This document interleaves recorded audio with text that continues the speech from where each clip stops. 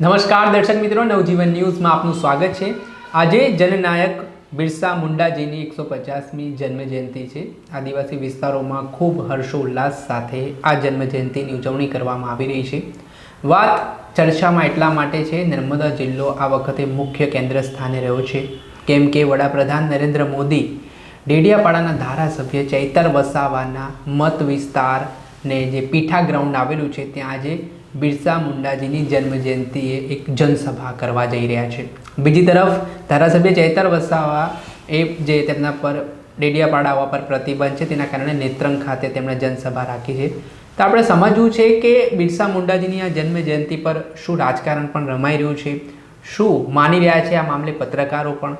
સાથે મારી સાથે પત્રકાર કિરણ કાપુરે જોડાઈ ચૂક્યા છે, તેમની સાથે સમજીએ આદિવાસી વિસ્તારનું રાજકારણ આ બિરસા મુંડાજીની જન્મજયંતિ બાદ શું કહી રહ્યું છે। સૌપ્રથમ તો કિરણ સર, વાત કરીએ તો આજે 150મી બિરસા મુંડાજીની જન્મજયંતિ છે, સમગ્ર દેશભરમાં હર્ષોલ્લાસ સાથે ઉજવણી થઈ રહી છે, પણ ગુજરાતમાં જો કોઈ ચર્ચાસ્પદ ઘટના હોય તો એ આજની છે, કેમ કે નર્મદા જિલ્લામાં પીએમ મોદી પોતે 150મી જન્મજયંતિ સેલિબ્રેટ કરવા માટે આવી રહ્યા છે। એટલે આપ કઈ રીતે ભગવાન બિરસા મુંડાને જે એમણે કરેલા કામો, જનનાયક તરીકેની એમની ભૂમિકા છે, જોઈ છે, તમે કઈ રીતે જોઈ રહ્યા છો ને શું કહેશો? સૌથી પહેલાં તો વડાપ્રધાન નરેન્દ્ર મોદી ડેડિયાપાડામાં આવી રહ્યા છે બિરસા મુંડાની જન્મજયંતિના દિવસે, એ બહુ સૂચક વાત છે, કારણ કે મૂળે બિરસા મુંડા તો ઝારખંડના હતા। એ વખતે ઝારખંડ છે એ બંગાળ પ્રેસિડેન્સીમાં આવતું હતું। એ વખતે રાજ્યો અલગ અલગ આપણે જેમ અત્યારે વિભાજિત જોઈએ છે એ રીતે નહોતા, પણ એમણે અહીંયા આ જગ્યા ડેડિયાપાડા પસંદ કરી છે। એનું જે એક કારણ દેખાય છે કે ચૈતર વસાવા જે છે એ જનનાયક અહીંયાના બન્યા છે। જે આદિવાસી બેલ્ટ છે આખો એમાં ચૈતર વસાવા જે રીતે ઉભર્યા છે અને બીજેપીનો ગઢ જે રીતે એમણે હલાવ્યો છે, એટલા માટે મને એવું લાગે છે કે એક આટલા ઇન્ટરનલ વિસ્તારમાં વડાપ્રધાન નરેન્દ્ર મોદી બિરસા મુંડા જેવી એક રાષ્ટ્રીય ઘટના છે, એ રાષ્ટ્રીય ઘટનાને આટલા સ્થાનિક લેવલે ગુજરાતમાં એ આવી રહ્યા છે। હવે ઘણા લોકોને એ ખબર નહીં હોય કે બિરસા મુંડા કોણ છે। આદિવાસી મિત્રો કે આદિવાસી જે છે એમને ખ્યાલ હશે કે બિરસા મુંડા કોણ છે, પણ 1875માં એમનો 15 નવેમ્બરના દિવસે એમનો જન્મ થયો હતો અને ઝારખંડનો એ વિસ્તાર હતો। અને પછી જેમ જેમ એ મોટા થાય ને એમને સ્કૂલનું શિક્ષણ લેવાનું આવ્યું ત્યારે એમને જર્મન સ્કૂલ ત્યાં હતી, એટલે મિશનરીઓ જે કહેવાય છે કે બહુ જ બધા, એ વખતે બ્રિટિશ શાસન હતું આપણા દેશમાં, એટલે બહુ જ બધી મિશનરીઓ જે કામ કરતી હતી આદિવાસી બેલ્ટમાં કાં તો ઇન્ટરનલ વિસ્તારોમાં, તો એ રીતે ત્યાં જર્મન સ્કૂલ હતી, તો એમાં એમણે પ્રવેશ મેળવ્યો। એમના એવું કહેવાય છે એમના પિતાએ ખ્રિસ્તી ધર્મ અંગીકાર કર્યો હતો, એટલા માટે એમને આ જર્મન સ્કૂલમાં એડમિશન મળ્યું। ઘણી જગ્યાએ એવી વાત કહેવાઈ રહી છે કે એમણે ખ્રિસ્તી ધર્મ અંગીકાર કર્યો હતો, પણ એમના પિતાએ જ કર્યો હતો। અને પછી એમણે આ સ્કૂલમાં એડમિશન મળ્યું, એડમિશન લીધું, અને એ વખતે મોટાભાગે જે આદિવાસી બેલ્ટ છે ત્યાં જંગલ જમીન પ્રત્યે એમનો આજે જેમ લગાવ છે એમ એ વખતે પણ હતો, કારણ કે એમનું જીવન છે એ એના પર જ નિર્ભર છે। એટલે એ ખેતી કરતા હોય કાં તો જંગલમાંથી જે કંઈ એમનું આજીવિકા ગુજારતા હોય, તો જંગલ એમના માટે બધું જ છે। તો એ પ્રશ્નો ઊભા થયા પછી ધીરે ધીરે ત્યાં પણ એ જગ્યાએ પણ, અને એવું લાગવા માંડ્યું કે ભાઈ આ જંગલ જમીન જે છે એ આ કોઈક રીતે અંગ્રેજો અમારી લઈ રહ્યા છે ને ત્યાં તરાપ આવી રહી છે અમારા અધિકારો પર, એટલે પછી એક કહેવાય કે એના તરફ એક વિરોધ ઉઠ્યો। અને વિરોધ ઉઠ્યો પછી ખ્રિસ્તી ધર્મ જે હતો, બિરસા મુંડા એ ખ્રિસ્તી ધર્મ એમણે ત્યજ્યો, અને પછી બિરસાઈ કહેવાય છે, બિરસાઈ ધર્મ એમણે સ્થાપ્યો, ધર્મ કહેવાય કે સંપ્રદાય એ એમણે સ્થાપ્યો। અને પછી એમાં એક મુહિમ ઊભી થઈ। એ મુહિમમાં આ જે અંગ્રેજો પ્રત્યેનું જે જંગલનું એમનું અધિકરણ એ લોકો લેવા માંગતા હતા એના વિરુદ્ધ એમણે અવાજ ઉઠાવ્યો। એટલે અવાજ ઉઠાવ્યો એટલે અંગ્રેજો સામે પડ્યા ને આમના પર એક્શન લેવાનું જે કંઈ થાય એ એક્શન લીધું અને એમને 1895માં સૌથી પહેલાં, એટલે એ 20 વર્ષના હશે બિરસા ત્યારે. એટલે બહુ જ નાની ઉંમરમાં એ એટલા બધા સજ્જ થઈ ચૂક્યા હતા. એવું કહેવાય છે કે બહુ જ ધારદાર ભાષણ કરતા હતા એ. એટલે લોકો એકઠા થતા હતા એમના ભાષણો સાંભળવા માટે. અને એ વખતે એમની ધરપકડ એ બાબતે થઈ, કારણ કે મોટાભાગે એમને અંગ્રેજો વિરુદ્ધ ભાષણ આપવાનું થયું. એમણે ખ્રિસ્તી ધર્મ છોડ્યો એટલે એવું પણ ઘણા વખત લાગ્યું કે ભાઈ આ ખ્રિસ્તીના વિરોધી છે, પણ એવું નહોતું. એ ખરેખર બ્રિટિશરોના વિરોધી હતા અને જંગલ એમનું જે બ્રિટિશરો લઈ લેવા માંગતા હતા એના વિરોધ કરતા હતા. એટલે એ રીતે આગળ વાત વધી. એમને જેલ થઈને 2 વર્ષ પછી એ જેલમાંથી છૂટ્યા, પણ એમની લડત જારી રહી. અને એવું કહેવાય છે કે એ વખતનો જે ત્યાંનો જે સમૂહ છે એ બહુ જ બધા બિરસા મુંડાને એડમાયર કરતા હતા. એટલે એમની ફોલોઅર્સ બહુ જ બધા બન્યા હતા. એટલે અને આમ કહેવાય છે કે ભાઈ એ અહિંસક નહીં, એ હિંસાવાળી ક્રાંતિ હતી. તો એ રીતે એમના ફોલોઅર્સમાં કેટલાક લોકોએ આગળ વધ્યા ને 2 પોલીસ કોન્સ્ટેબલ હતા એમની એમણે હત્યા કરી, એવું દસ્તાવેજો કહે છે. એ હત્યા કરીને આવી અનેક ઘટનાઓ ત્યાં બની કે જેનાથી અંગ્રેજો વિરુદ્ધ એક હવા ઊભી થઈ અને બિરસા એમાં નાયક બનીને ઉભર્યા. એટલે બિરસાનો એ જે નાયક બન્યા અને એમનું સ્કેલ જે છે એ ઝારખંડથી થોડો બહાર પણ ગયો. બહારના જે આદિવાસી એરિયા છે ત્યાં પણ એવું લાગ્યું કે ભાઈ અમારા માટે કોઈ લડી રહ્યું છે. તો એ રીતે વાત આગળ વધીને વાત એટલે સુધી પહોંચી કે 1899માં એક જે ત્યાં સંઘર્ષ ઊભો થયો. એવું લાગ્યું કે ભાઈ હવે અંગ્રેજોને ત્યાં ટકવું મુશ્કેલ થશે.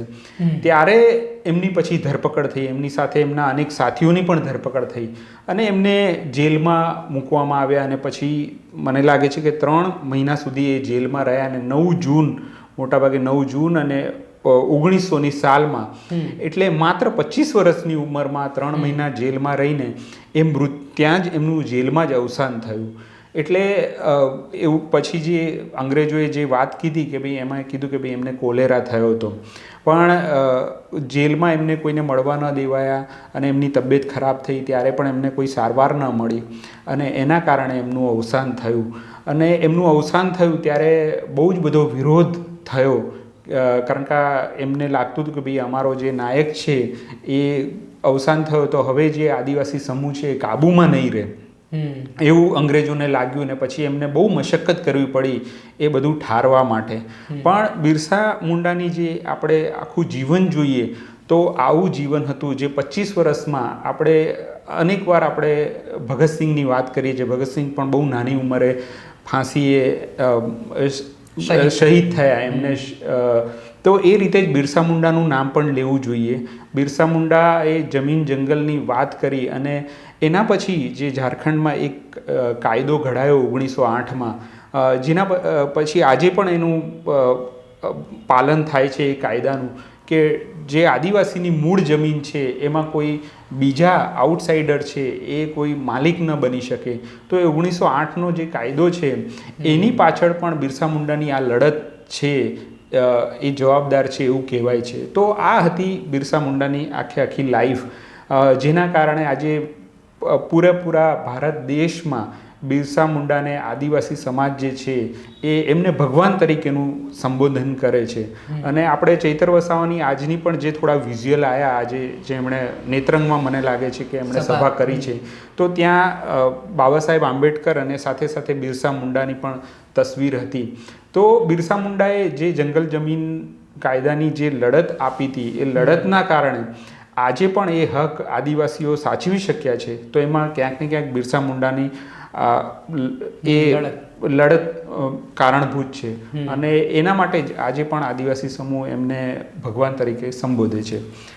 સર, હાલની જે વર્તમાન સ્થિતિ જોઈએ તો આજે 150મી જન્મ જયંતિને વડાપ્રધાન નરેન્દ્ર મોદી ડેડિયાપાડા ઉજવણી કરવા માટે આવે તો લોકો માટે આશ્ચર્યજનક ચોંકાવનારી વાત એવી છે કે વડાપ્રધાનને જો આ ઉજવણી કરવાની હતી તો બિરસા મુંડાજીની જે જન્મભૂમિ રહી છે ઝારખંડ, ત્યાં જવું જોઈતું હતું અને રાષ્ટ્રીય સ્તરે કાર્યક્રમ થાત. બાકી આ તો ડેડિયાપાડા સાવ નાનું ટાઉન છે, ત્યાં કેમ ને આ રાષ્ટ્રીય સ્તરે જો કાર્યક્રમ આખા દેશને સંદેશો આપવાનો હોત કે ભાઈ આદિવાસી સમાજ માટે વડાપ્રધાને આ સેલિબ્રેશન કર્યું છે આટલું મોટું, તો પછી ડેડિયાપાડાથી જ કેમ એ સવાલ પણ ઉઠી રહ્યો છે.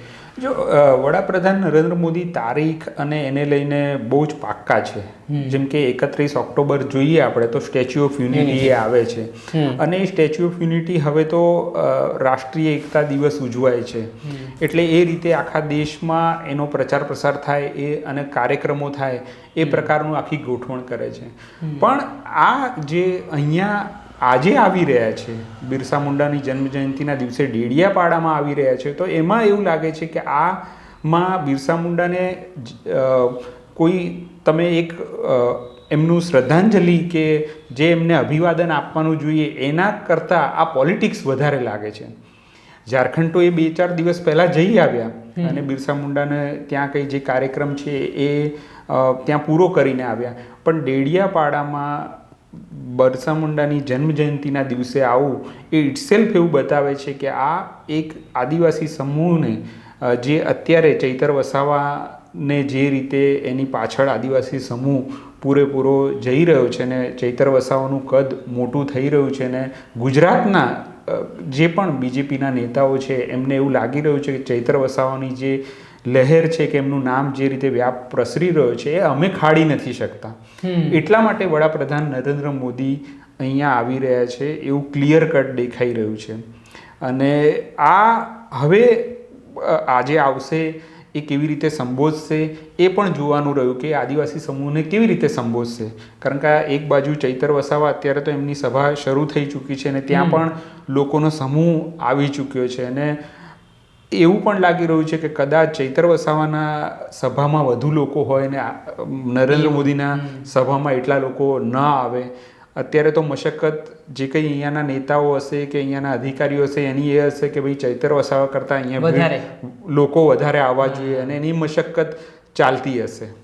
સર, મારો બીજો પ્રશ્ન એવો છે કે હાલની સ્થિતિ જોઈએ તો આપણે આદિવાસી સમાજની 27 સીટો ગુજરાતમાં છે, 24 સીટો પર ભારતીય જનતા પાર્ટી છે, 5 જેવા સાંસદો આદિવાસી સમાજના, જેટલી પણ સીટો હોય તેમાં સાંસદો પણ આદિવાસી સમાજના છે. તો આવી મજબૂત સ્થિતિ છે છતાં વડાપ્રધાનને આવી રીતે અહીંયા આવીને સભા કરવી પડે તો લાગે છે આ ભાજપ માટે આ ચિંતાના સમાચાર હોઈ શકે ગુજરાતમાં? કેમ કે હવે તો CR પાટીલ પણ ગુજરાતમાં નથી, એટલે એક સમય એવો હતો કે CR પાટીલ હતા તો થોડુંક હચવાઈ જતું હતું બધું, એ મેનેજ કરી લેતા હતા બધું, કઈ રીતે પાર્ટીને ચલાવવી, કઈ રીતે એક માઇક્રો પ્લાનિંગ કરવી. પણ હવે એ પણ નથી. નવા પ્રદેશ પ્રમુખ બન્યા છે જગદીશ વિશ્વકર્મા, જે સંગઠનના છે વ્યક્તિ, પણ એટલા અનુભવી નથી જે પ્રદેશ કક્ષાએ જે હોવું જોઈએ.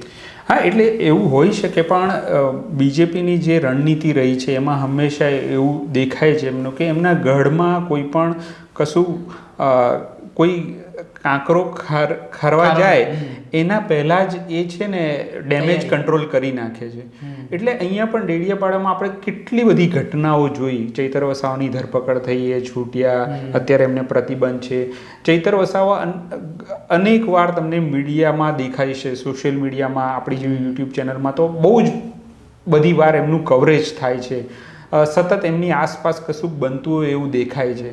એટલે મીડિયામાં એ એટલા બધા દેખાય છે. એટલે એ હોય, ગોપાલ ઇટાલિયા હોય, તો એમને કોઈક રીતે કેવી રીતે ડામવા એ ગુજરાતના નેતાઓએ બધા જ પ્રયત્નો કરીને જોયા અત્યાર સુધી, પણ એ નથી થઈ શક્યું.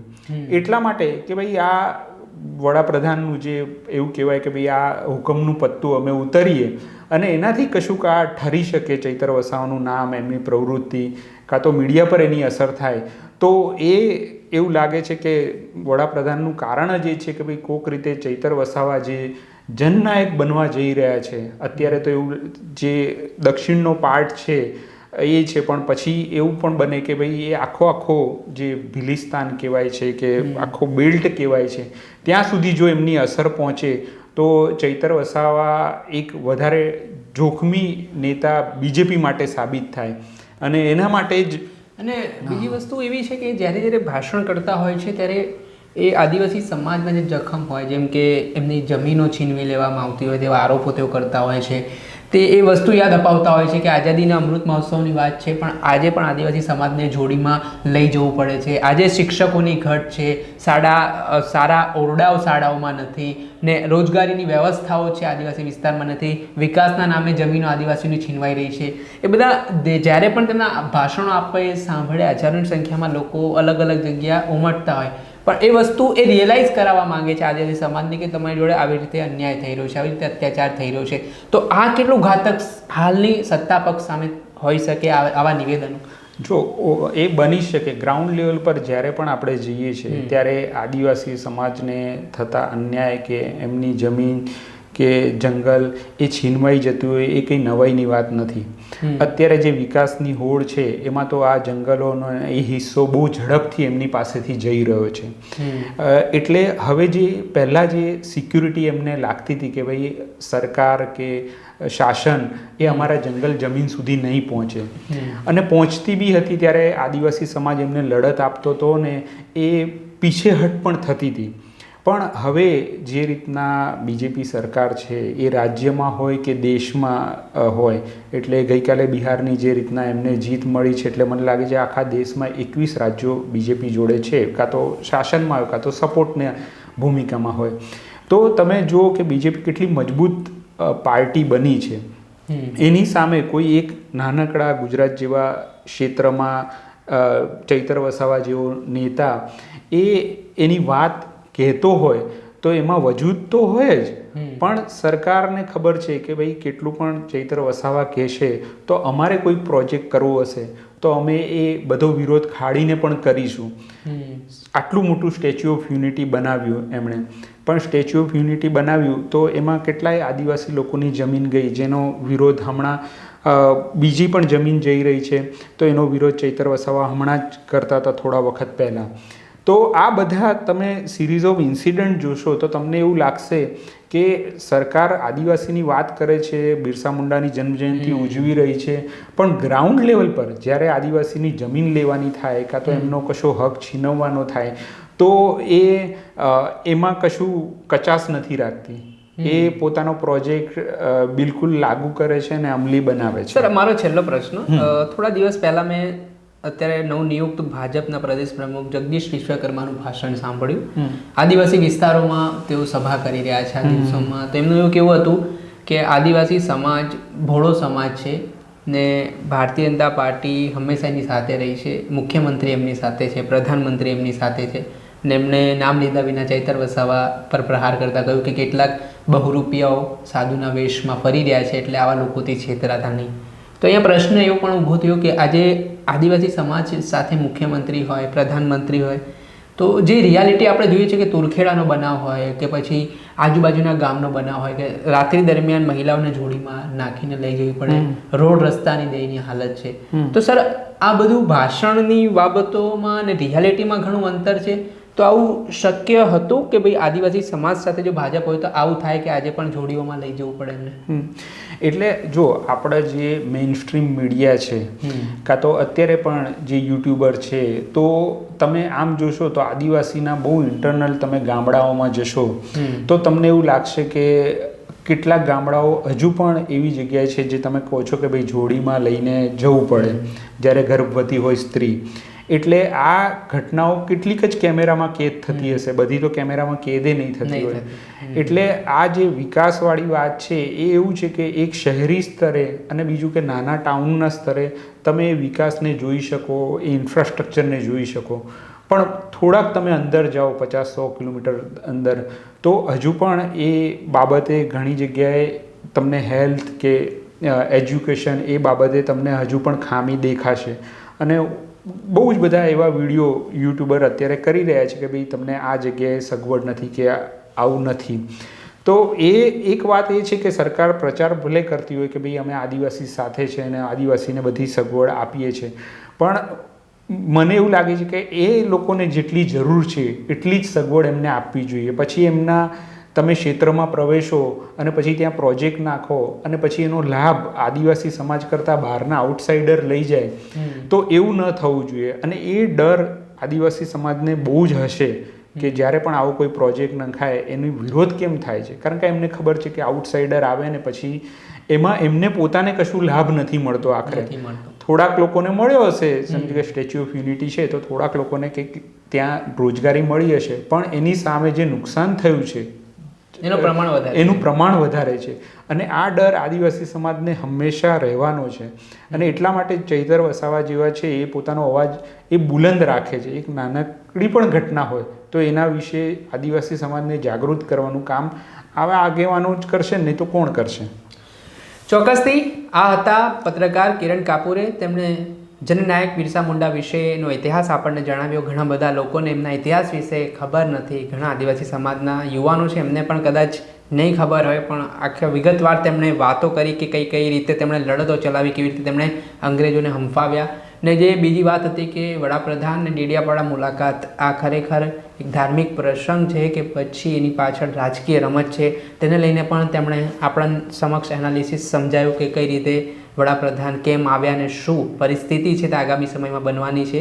ત્યારે ચૈતર વસાવા હોય કે અનંત પટેલ હોય, જે આદિવાસી યુવા નેતાઓ જે રીતે પોતાના સમાજને જાગૃત કરી રહ્યા છે, લડતો ચલાવી રહ્યા છે, તે સોશિયલ મીડિયા તેમજ મીડિયાના માધ્યમથી આપની સમક્ષ આવતી હોય છે. ત્યારે આગામી સમયમાં જોવું રહ્યું કે 2027માં હવે આદિવાસી સમાજના લોકો શું વિચારી રહ્યા છે, કઈ રીતે તર્ક લગાવી રહ્યા છે, અને આગામી સમયમાં શું સમીકરણો આદિવાસી વિસ્તારના ગુજરાતમાં બની રહ્યા છે. આવી ચર્ચા આપના સમક્ષ લાવતા રહીશું, કરતા રહીશું. એટલે નવજીવન ન્યૂઝને લાઇક કરી લો, સબસ્ક્રાઇબ કરી લો અને શેર કરવાનું ભૂલતા નહીં. વૈષ્ણવજન તો તેને કહીએ જે પીડ પરા